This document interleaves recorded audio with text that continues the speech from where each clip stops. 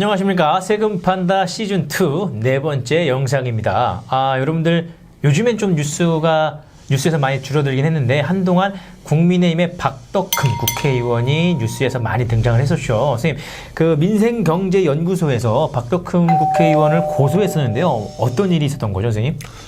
그러니까 이제 언론 보도에 따르면 네. 박덕흠 씨가 직간접으로 관여했던 회사들이 네. 중앙정부나 출자 출연기관들로부터 엄청나게 많은 사업들의 이권을 따냈었다라고 하는데 문제가 되는 거죠. 그래서 국회의원이 좀 전 시간에도 말씀드렸습니다만 네. 이해 충돌이죠. 그 전라북도 장수군하고 뭔 차이가 있겠습니까?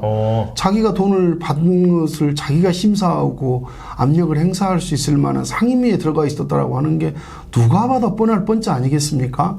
이 부분에 이제 문제가 되는 거죠. 이게 뭐 언론 보도에 따라서 조금씩 그 금액이 다르긴 하지만 어떤 보도에 따르면은 10년 동안 3,400억 가량의 돈을 수주했다 뭐 이런 얘기가 나오고 있는데요.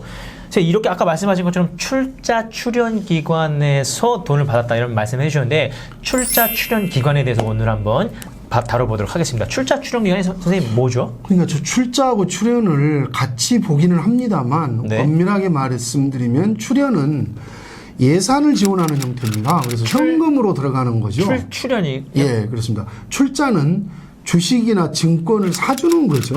출연은 직접 예산을 지원하는 경우고 네. 출자는 그쪽에서 발행한 주식이나 증권을 사주는 형태가 되겠죠. 그래서 대부분 동시에 다 이루어지는 경우가 많아서 출자 출연기관들이라고 합니다. 예를 들어서 지방정부나 중앙정부에서 돈을 직접 주면 출연, 네. 그리고 여기서 만든 주식 같은 걸 사주면 출자. 예, 이렇게 이해를 하면 되겠네요. 예, 그렇습니다. 그래서 네. 무슨 도시공사, 무슨 개발공사 이런 데는 다 출자 출연기관으로 되는 거죠. 그러면은 예를 들면은 지방 공기업 같은 경우에는 출자 출연 기관일 가능성이 높겠네요. 그렇습니다. 그럼 이런 출자 출연 기관의 내역들도 지방 정부에서 얼마를 줬는지, 얼마의 주식을 샀는지도 다 나와 있겠네요. 그렇습니다. 당연히 출자 출연기관들도 예산을 만들어서 쓰거든요. 물론 내부적으로 운영 지침이 따로 있습니다. 그래서 통으로 예산을 신청을 하죠.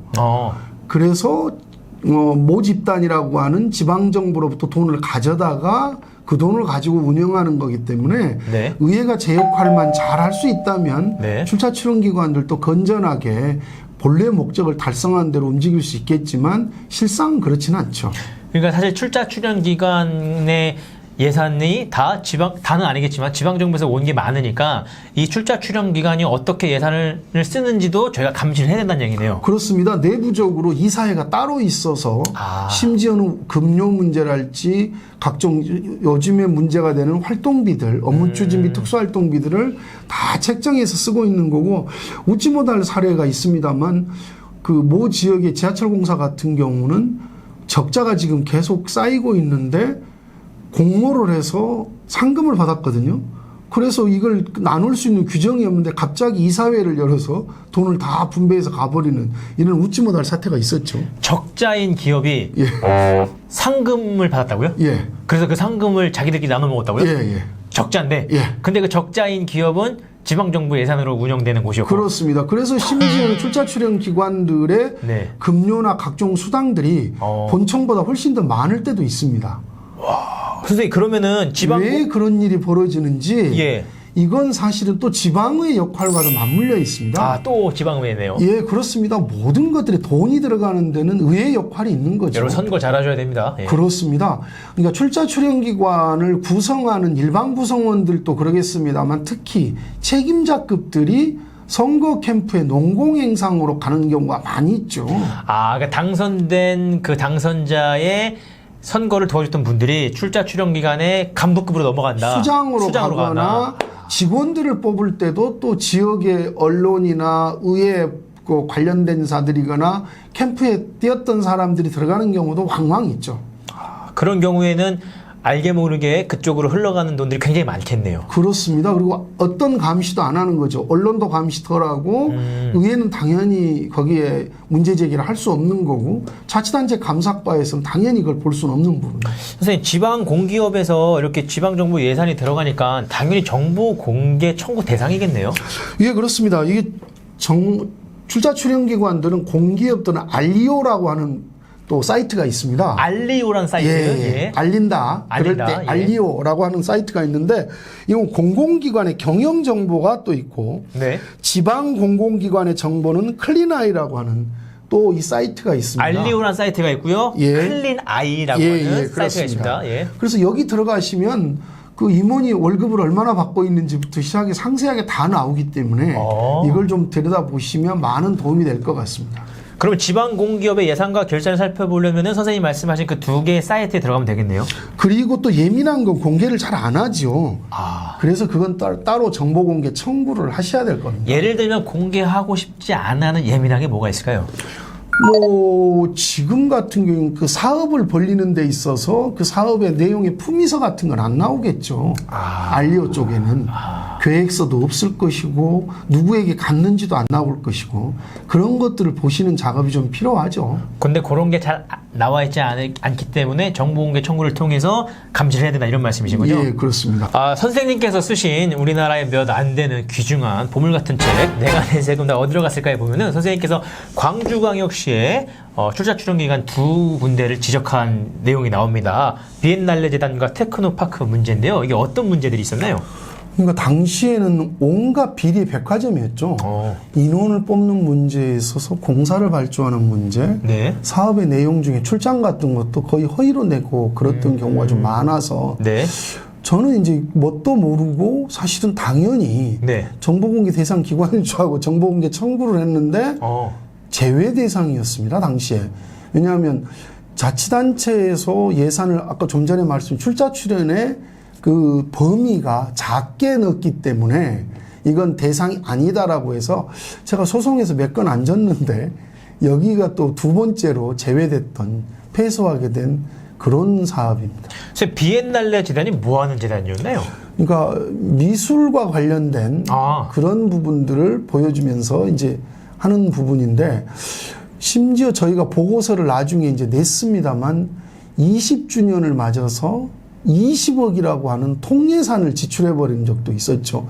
한 사람이 20억을 가져다가 웬갓 사업들을 다 벌려버린 그런 웃지 못할 일이 좀 있었습니다. 그러니까 비엔날레 재단이라고 하는 재단이 있는데 광주광역시에서 출자 출연 기관이기 때문에 비엔날레 재단에 예산을 내려보낸 거고 예. 근데 그 중에서 비엔날레 재단이 20주년 기념이라고 해서 20억짜리 예산을 통으로 한 사람이 갖다 썼다고요? 예. 그런 적도 있었습니다. 20억으로 뭘 했나요, 그 사람은? 각종 사업을 다 했죠. 웬갓 사업들을. 근데 사실 그런 식으로 예산을 통으로 쓰면 안 되는 거잖아요. 그렇습니다. 이게 어떻게 사람이 만능일 수 있겠습니까? 그것도 추경에서 다 그렇게 빼서 가져가는 경우가 있었는데요.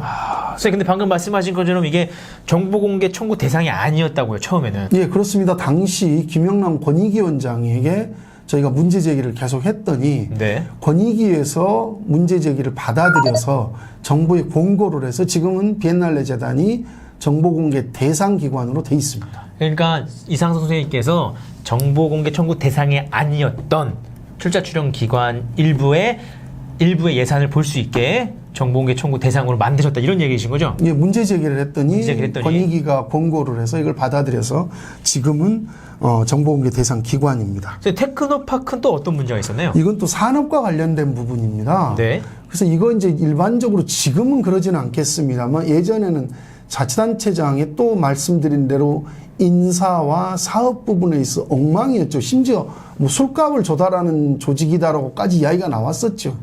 그래서 이런 문제들이 근본적으로 해소가 됐던 측면들이 좀 있습니다. 다 선생님 덕분이다. 또 제가 다 했던 건 아니고요. 이제 정보공개 대상기관에서 빠져있다가 들어가면 아무래도 긴장하지 않겠습니까? 예전에는 누구도 감시할 수 있는 부분이 없었죠. 왜냐? 테크노파크 원장을 자치단체장이 선임하게끔 돼 있었거든요. 비엔날레 재단 이사장도 결국에는 자치단체장이 겸하다가 본부장급들, 큐레이터들을 전부 단체장이 선임하니까 그런 문제가 벌어지는 거죠. 의회에서도 거기 한 사람 밀어넣으려고 엄청난 노력들을 많이 했었고.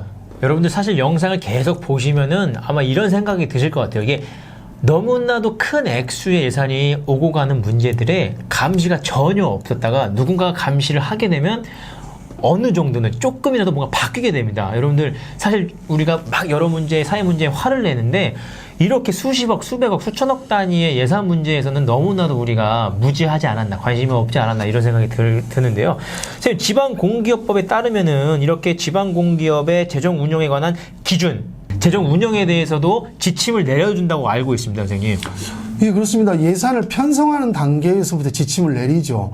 지난번에도 말씀을 드렸습니다만 자치단체는 7월 말에 예산 편성 기본 지침이 내려오듯이 네.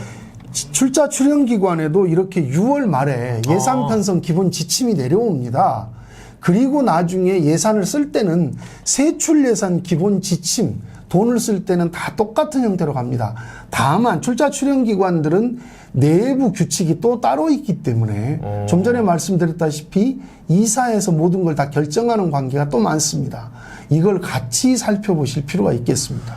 여러분들 사실 우리나라의 법이나 지침이 이렇게 호락호락하지는 않습니다. 다만 우리가 모르기 때문이죠. 아까 말씀드린 것처럼 수백억, 수천억을 꿀꺽꿀꺽 하는 출자 출연 기관의 예산 편성 지침이 다 나와 있습니다. 다만 이게 제대로 지켜지지 않고 지켜지지 않았는지 지켜졌는지를 감시하는 사람들이 없기 때문에 이런 문제들이 발생하는 것 같은데요. 선생님, 지방공기업의 예산을 그러면은 이렇게 감시하시는 분들이 어떻게 좀 살펴보면 좋을까요?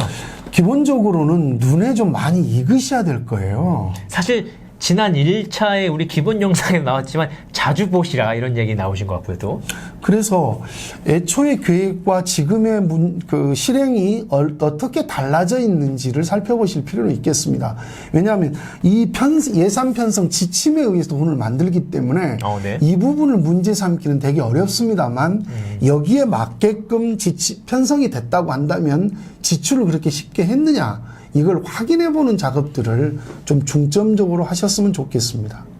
그러면 선생님 아까 말씀하셨던 그 알리오라든가 클린아이 같은 데 들어가서 우선 대충 어느 정도 규모의 예산이 오고 갔는지를 살펴보고, 또 살펴보고 싶은 내용이 있으면 정보 공개 청구도 해보고, 그리고 이런 예산 편성 지침과 어떻게 다른지도 한번 살펴보고, 뭐 이런 과정들이 필요하겠네요. 그렇습니다. 그래서 잊지 말으셔야 될 게, 출자 출연기관들이 많아지면 좋겠습니까? 나쁘겠습니까? 별로 좋은 건 없습니다. 아, 그래요? 요즘에 이제 많이 만드는 게 문화재단, 복지재단 이런 것들을 많이 만들거든요. 네. 이건 사실은 기존에 있는 복지과나 문화관광과는 그러면 어떤 역할을 할까? 사실은 옥상옥이다라고 볼 수밖에 없고, 선거 캠프와 자치단체장의 취직해주는 형태로서 더 그 부분으로 악용되는 소지가 많기 때문에 출자 출연기관들이 많아진다는 것은 그만큼 감시의 사각지대가 많아진다라고 하는 것으로 인식을 하셔도 지금은 별 큰 차이가 없을 겁니다. 그러니까 사실 출자 출연 기간 자체가 뭐 근본적으로 잘못됐다라기보다는 현재 있는 출자 출연 기간도 감시가 제대로 안 되고 있으니 이런 출자 출연 기간들이 늘어난다는 것은 감시의 사각지대가 많아진다는 것이고, 단체장이나 또는 선출직 당선자들 농공행상의 어떤 방법으로 사용된다, 뭐 이런 말씀이신 거죠? 예, 그렇습니다. 우리가 이런 것들을 감시하기 위해서라도 뭐 출자 출연 기간이 더 이상 늘어나기보다는 기존에 있는 출자 출연 기간을 제대로 감시하는 역할이 중요한 것 같습니다. 이번 영상 마무리하기 전에 선생님 하시고 싶은 말씀 있으신가요? 없습니다. 없는 것 같습니다. 이번 영상 여기서 마무리해 보도록 하겠습니다. 감사합니다.